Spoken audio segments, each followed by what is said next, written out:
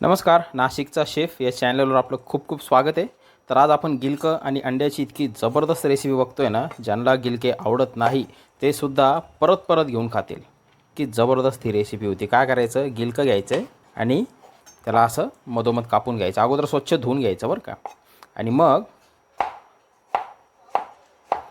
हे असं थोडंसं पातळसर आहे ना, असं कापून घ्यायचं. हे बघा, अशा पद्धतीने गिलकं कापून घ्यायचं. तर एका कढईत ना थोडं तेल घ्यायचं आहे, त्याला गरम करून घ्यायचं आहे आणि त्याच्यामध्ये अर्धा चमचा जिरं टाकायचं आहे. आता त्याच्यामध्ये एक मीडियम आकाराचा कांदा एकदम बारीक चॉप केलेला आपल्याला थोडासा सोनेरी होईपर्यंत फ्राय करून घ्यायचा आहे. आता त्याच्यामध्ये एक चमचा अद्रक लसूण ठेचलेला घालून घ्यायचा आहे आणि त्याला देखील फ्राय करायचं आहे जवळपास 1 मिनटं. आता एक मीडियम आकाराचा टोमॅटो एकदम बारीक चिरलेला टाकायचा आहे त्याच्यात.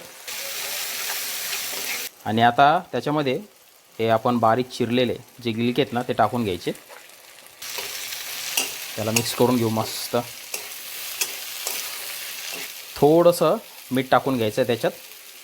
आता मीठ टाकल्यानंतर काय होईल, त्या गिलक्यांना ना पाणी सुटेल. आता ना गॅस कमी करायचा, एकदम कमी, आणि 10 मिनटं याला आपण वाफवून घेऊ बरं का. तर इथं 5 उकडलेले अंडे आहेत, त्याला मधोमध कापून घ्यायचं आणि त्याच्यातलं हा बल्क आहे ना, हा असा हाताने ना असा सेपरेट करून घ्यायचा. 5च्या 5 अंड्यांचं ना हे करायचं आणि हा व्हाईट पार्ट आहे ना सेपरेट ठेवायचा आपल्याला. ठीक आहे. तर बघा, आता काय करायचं, हे जे व्हाईट आहे ना त्याला आपल्याला मस्त असं किसून घ्यायचं आहे. तर हे बघा, अशा पद्धतीने त्यांना किसून घ्यायचं आणि शक्यतो ना छोटी किसणी असेल ना अशी, तर ती एकदम बेस्ट. तर हे बघा, बरोबर 10 मिनिटं झालेले आणि गिलक्यांना ना 10 मिनिटं पण पुरेसे असतात शिजायला. आता काय करायचं, त्याच्यामध्ये ना थोडीशी हळद टाकायची, 1 चमचा लाल तिखट टाकायचं, अर्धा चमचा धने पावडर टाकायची, थोडासा गरम मसाला टाकायचा आहे. गॅस थोडासा वाढवून घेऊ. आता याला मिक्स करून घ्यायचं आहे मस्त. पूर्ण मसाला तो फ्राय झाला पाहिजे.